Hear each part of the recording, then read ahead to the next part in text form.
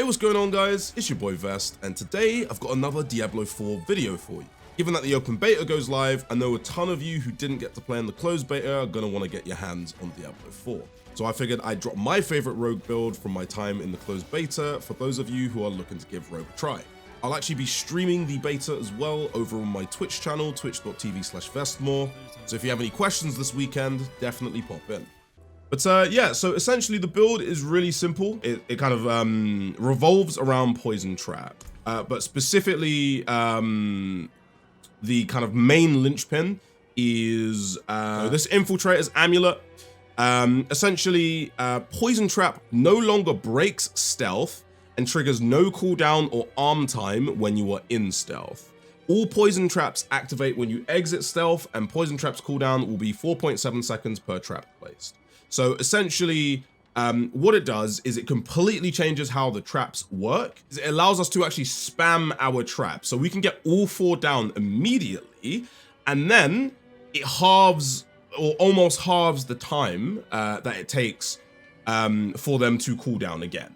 So obviously it's going to be like a bigger cooldown overall. It's going to be about 20 seconds, but that's fine because that's better than like the 40 seconds it would take you to get all 4 traps down.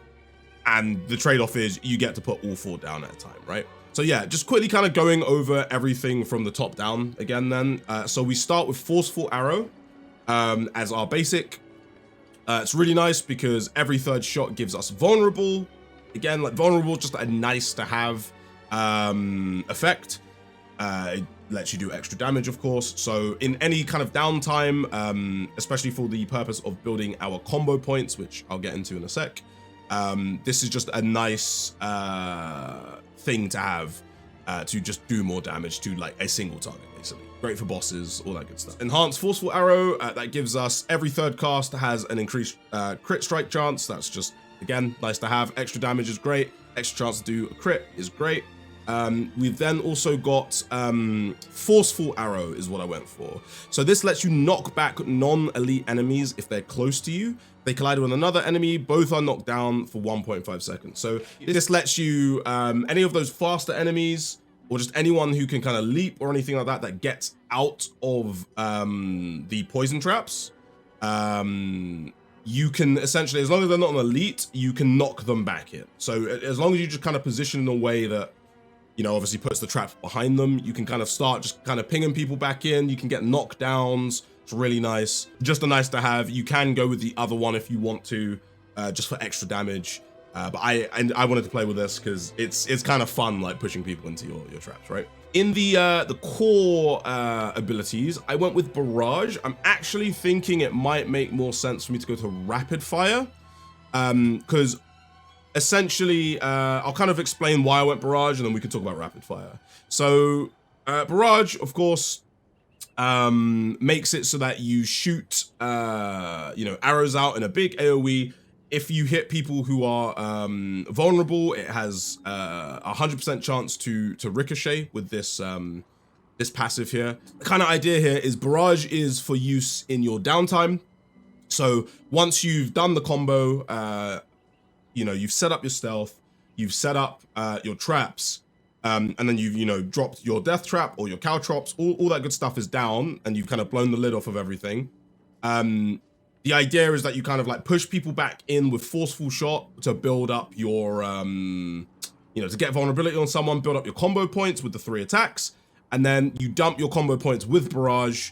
Combo points add a hefty amount of damage compared to base, so you know you're doing almost double damage pretty much, and I believe you actually shoot out more arrows, so that can be really helpful for clearing packs again.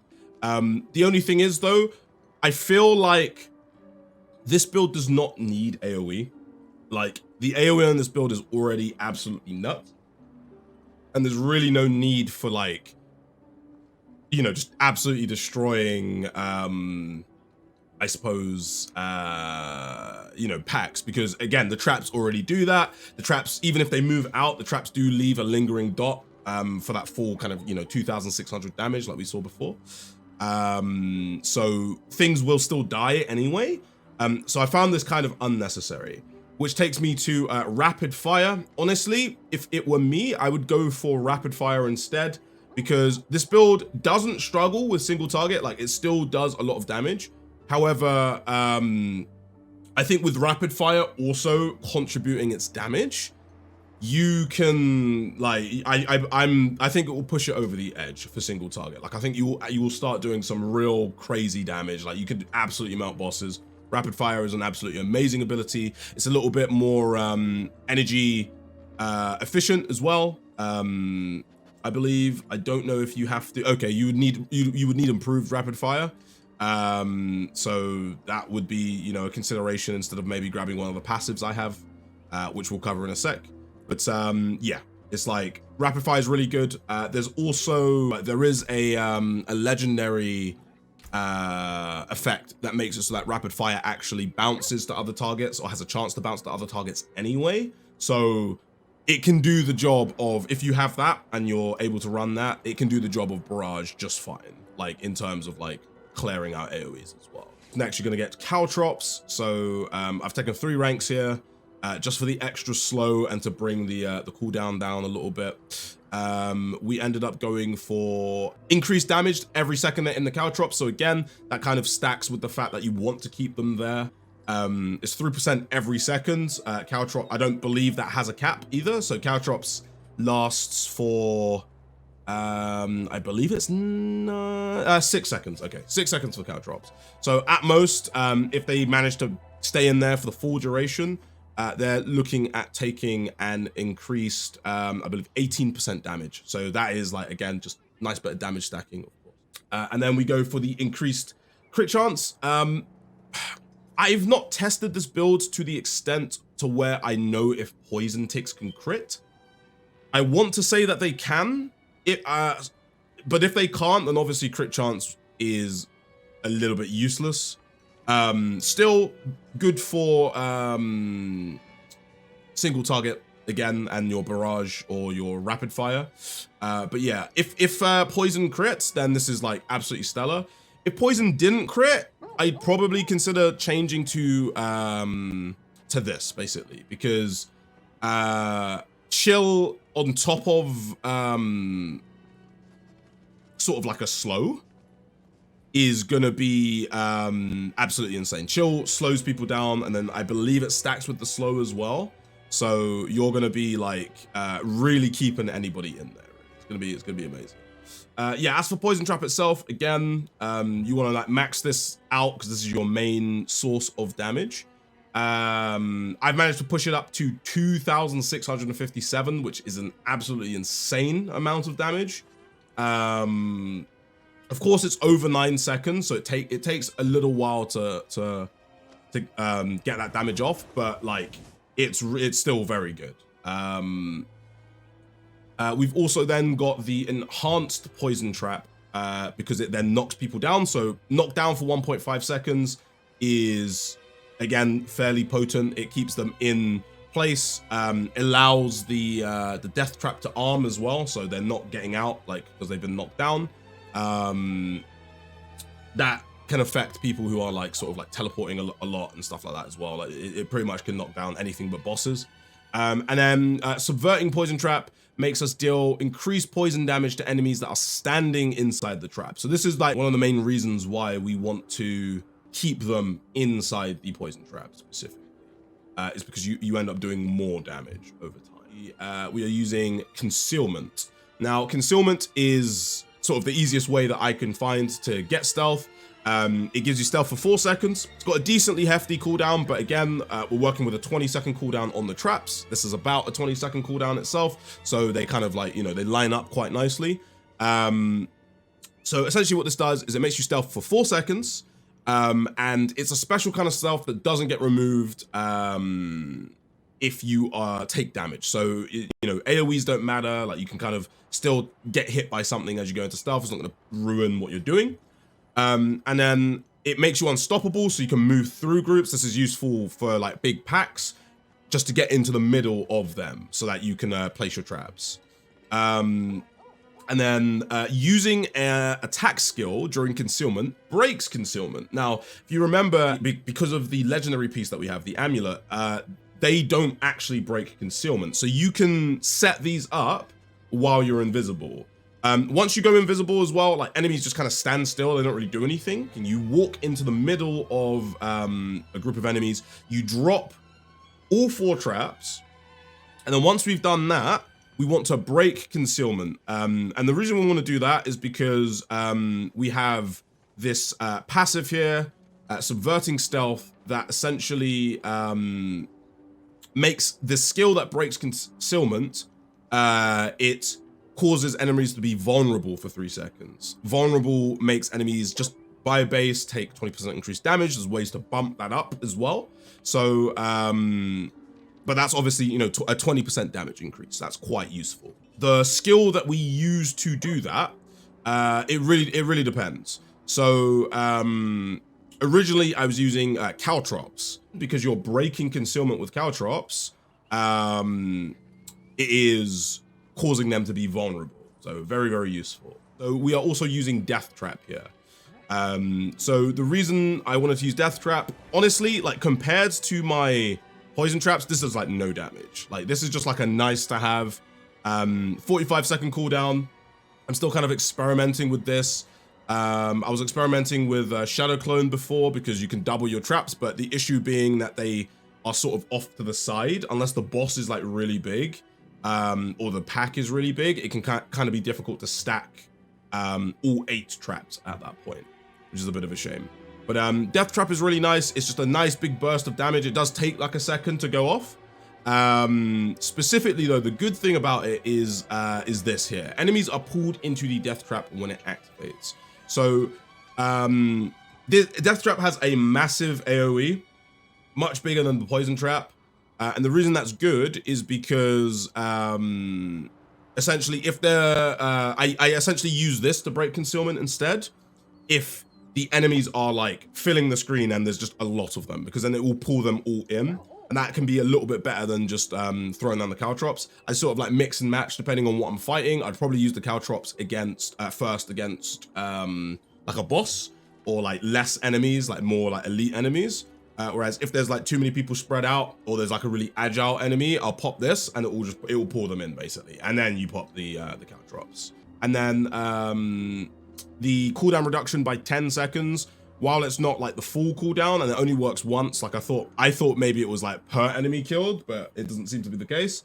That does take it to 30 seconds, which is a little bit more manageable than 40 seconds, right? So that's kind of the logic there. There's a couple like passives here, increased poisoning damage, increased attack speed, but like while they're nice, we don't really have the points in the beta for me to kind of delve into the street. But like if we did, I would definitely have a look at some of these passives here, basically.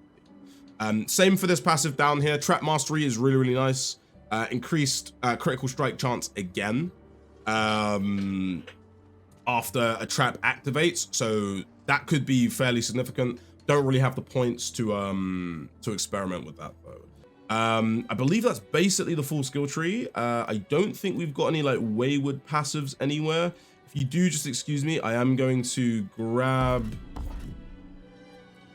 all of this so that I can grab this, because I was using this when I made my Caltrops do chill damage basically. So I'm just gonna grab that, and that could be used somewhere better for sure. All right, let's talk about gear. So with gear, like I've not got the best things, of course. We've got the sort of like linchpin of the build, which is this Poison Trap one that we talked about earlier. But then I've got a couple nice bits and bobs that kind of help out. So Opportunist Loop. When you break stealth with an attack, you drop a cluster of exploding stun grenades around your location and deal 308 physical damage and stun enemies for 0.5 seconds. Now, it's not super useful. It drops these stun grenades when we kind of break out of stealth and the traps go off. Of course, the traps make anything they hit get knocked down. So I don't actually, it may even actually be that these stun grenades are kind of like, might actually be undoing that. I do need to check that, but it's a little bit of extra damage. If they're not undoing it, that's great. And you know, it might, there's a lot of grenades, so it can catch people that the traps maybe don't. So, you know, just a little bit of synergy there. Nice little extra bit of damage. We've got, we'll talk about that in a sec. We've got the Edgemaster's Royal Bone Blade, which has it so that skills deal up to 33% increased damage based on your available primary resource when cast, receiving the maximum benefit while you have full primary resource. So when you kind of like pop the traps and stuff, you're gonna be at full resource. So this is just a straight up 33% damage increase, like, so it's really potent. We've then also got the Smiting Piercing Wind. This gives you an increased critical strike chance against anyone who is injured. So fairly useful for executing anybody. You get extra crit chance. That can be like very helpful. And then it's kind of 2 abilities in one. You get, when you are healthy, you gain 75% increased crowd control duration. So this literally is doubling the duration of our Caltrops. It's doubling the duration of, or maybe not the Caltrops actually. But it's doubling the duration of like the knockdown from the traps, the stun from the grenades, like all that good stuff. Just a nice to have. The crit strike is kind of why we've got this, but the crowd control is an additional kind of like nice thing basically. Then we have the Adventurer's Tunic of Might, which makes it so that basic skills give you a bit of damage reduction. Again, just a nice to have, makes you a little bit more tanky. And then we have what I like to kind of specifically call the barrier package, basically. So that consists of 2 pieces. It's the Protector aspect. You can actually get this from one of the dungeons. Damaging an elite enemy grants you a barrier absorbing up to 315 damage for 10 seconds. It can happen every 30 seconds. So that is useful just for survivability, of course. Having a barrier against like harder enemies is nice, but this actually also contributes towards your damage against single targets, because then we also have this bad boy, the Conceited Obsidian Blade, which increases our damage by 30% when you have a barrier active. So barrier's only ever going to pop when there is an elite, but it's really nice. There's a lot of really nice like synergistic barrier pieces. I'd definitely say check them out if you haven't for your own builds. But yeah, this can kind of help you get more damage against a boss or like an elite, and a little bit more survivability. It's just all round really nice. You know, you guys have listened to me absolutely waffle on about the build. Let's actually like show you it in person. I think once again you get like more points, you can kind of build some mobility in, like maybe pick up dash. You could probably even, if you wanted to, honestly, you don't really need Death Trap. Like Death Trap is just a nice to have. I would probably like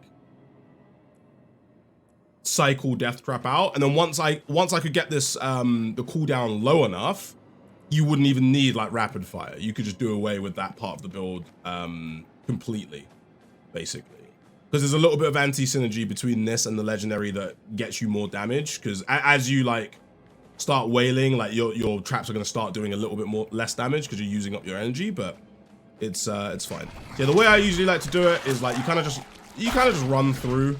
You get like a decent like pack like this,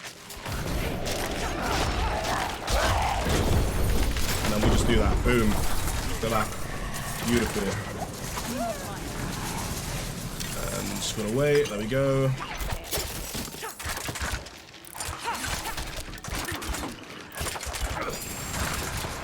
You know, like honestly, like standing there and like standing my ground and just like fighting doesn't make sense. Like honestly, like you should just keep going.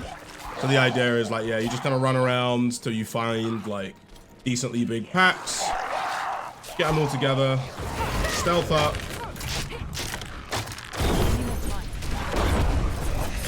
boom, and then that just pulls them all in, and they're just dead. There we go.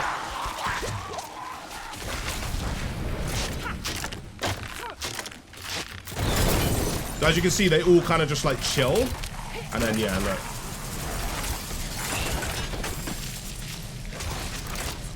I need more time. These guys are annoying now. There we go. Very nice. We just keep moving. Yeah, I think mobility is the main thing that this is missing, like that it could use, for sure. There we go. This is a sufficiently big pack. There we go. Look at that. That was a whole room of things that we just absolutely destroyed. And then we can actually run. Look, if we go this way, they're gonna just run through like absolute bots and just take a little bit of that extra damage there, you know?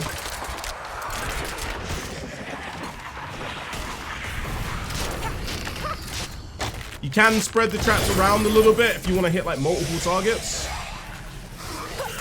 There you go. Let's open this up. See what we get here. Okay, so here's the boss. All right, let's give this a try. So.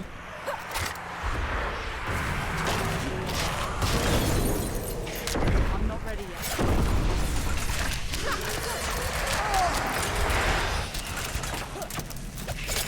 Look at that, already half health in one cycle. He actually, that knockback actually fucked my cycle up. But yeah, this should do it.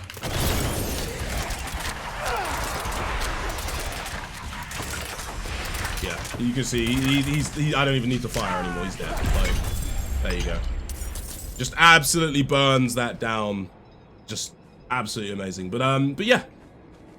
Can't wait to develop this build a little bit more. Like, I think it's going to be really good on release. I'm definitely like kind of buzzing about poison right now. But yeah, if you guys have any builds of your own for the different classes, anything, or even just for rogue, like anything that you think is like fun or worthy of attention, definitely let me know in the comments down below. But yeah, hope you guys enjoyed, and I'll catch you in the next one.